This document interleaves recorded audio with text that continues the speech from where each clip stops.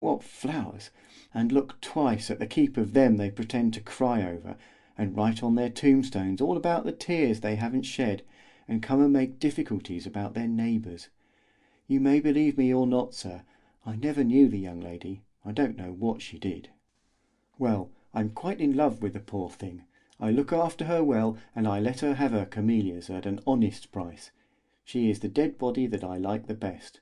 You see, sir, we are obliged to love the dead, for we are kept so busy we have hardly time to love anything else.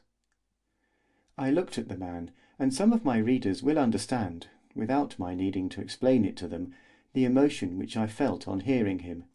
He observed it, no doubt, for he went on, "They tell me there were people who ruined themselves over that girl, and lovers that worshipped her.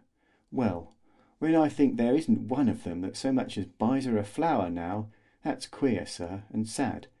And, after all, she isn't so badly off, for she has her grave to herself, and if there is only one who remembers her, he makes up for the others.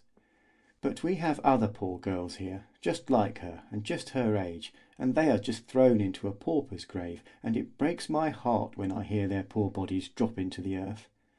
And not a soul thinks about them any more, once they are dead. 'Tisn't a merry trade, ours, especially when we have a little heart left. What do you expect? I can't help it. I have a fine strapping girl myself. She's just 20, and when a girl of that age comes here I think of her, and I don't care if it's a great lady or a vagabond. I can't help feeling it a bit.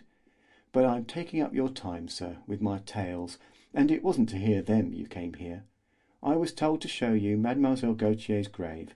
Here you have it. Is there anything else I can do for you?"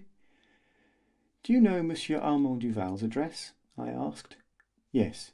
He lives at the Rue de —. At least, that's where I always go to get my money for the flowers you see there."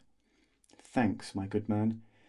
I gave one more look at the grave covered with flowers, half longing to penetrate the depths of the earth and see what the earth had made of the fair creature that had been cast to it.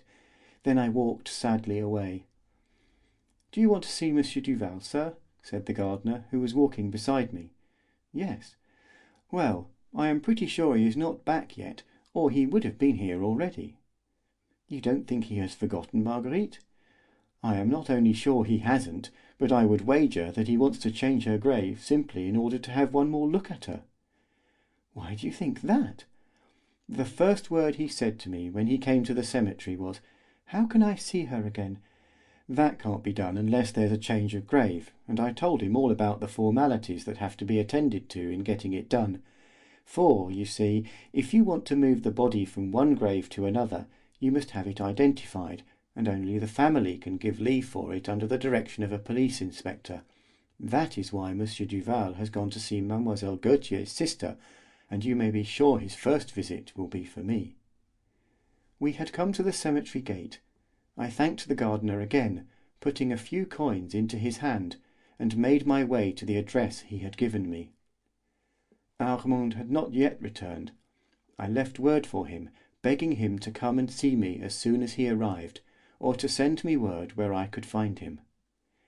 Next day, in the morning, I received a letter from Duval, telling me of his return, and asking me to call on him, as he was so worn out with fatigue that it was impossible for him to go out.